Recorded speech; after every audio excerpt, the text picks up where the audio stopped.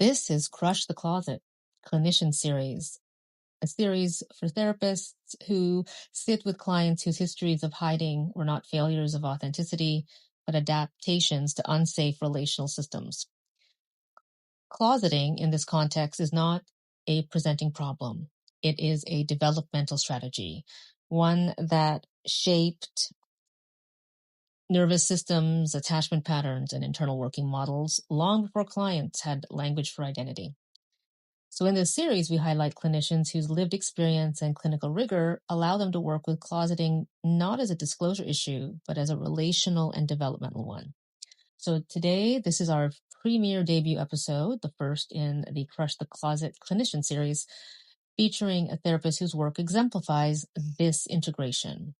So Atti Moricelli, Associate Marriage and Family Therapist, works at Great Insight in Los Angeles and is a former child refugee.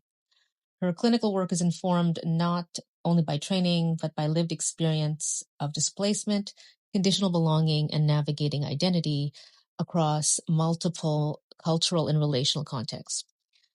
So this episode is not only a profile and inspiration, but an exploration of how lived experience, clinical supervision, and clinical theory converge to support work with LGBTQ plus clients and others whose attachment systems were shaped in environments where visibility carried a real risk.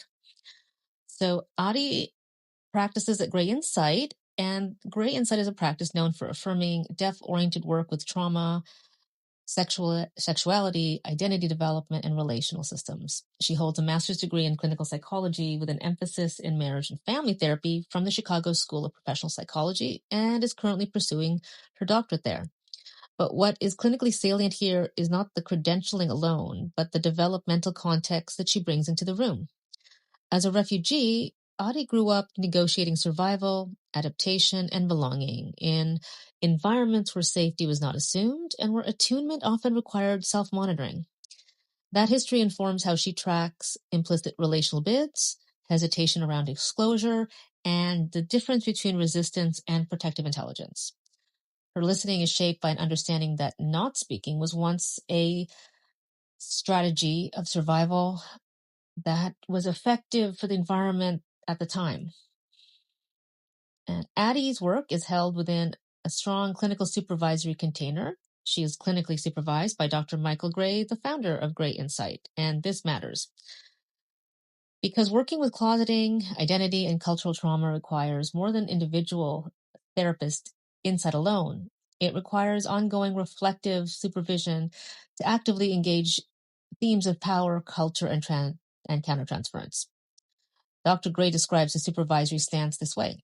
I think I know this process intimately, and I help guide and discuss these issues and themes with Atti and continue to build upon her cultural awareness with support. His supervisory philosophy is intentionally grounded. I'm pretty down to earth in my therapeutic style. I want people to show up and be themselves. From a clinical perspective, this creates permission for curiosity rather than certainty, room to examine blind spots without defensiveness, and a shared commitment to authenticity over performance. This supervisory alignment is particularly important when working with clients whose histories involve hyper-attunement to authority and relational risk. And before I forget, one very unique feature or talent that I noticed right away with Atti that is a testament to the ability to live in different worlds and carry different cultural contexts in her perspective is that she is fluent in English, Farsi, and Norwegian. From a clinical standpoint, so when it comes to closeting is rarely about identity alone. It's about relational safety. Clients who have lived closeted lives often present with chronic self-monitoring, difficulty trusting positive regard, ambivalence about intimacy, delayed identity consolidation, shame responses that persist despite insight. Atti conceptualizes these not as deficits, but as coherent adaptations. Her psychodynamic and trauma-informed lens allows her to ask, what did this protect? Who would it have endangered to be visible? What relational truths were learned too early? Her lived experience allows her to recognize when a client's hesitation reflects wisdom, not avoidance. And this is particularly salient in LGBTQ plus clinical work where disclosure has historically carried social, familial, and sometimes existential consequences. And Atti's work with LGBTQ plus clients often centers on unpacking internalized stigma, exploring identity without outcome pressure, tolerating not knowing as a developmental phase, processing cultural and familial rupture. Clinically, she resists collapsing therapy into a narrative of arrival. Instead, she treats identity as relationally negotiated over time. Disclosure in this frame is not a goal, it is a byproduct of safety. This stance is especially regulating for clients whose previous environments required them to perform coherence before it was internally available. Her therapeutic posture is not name it.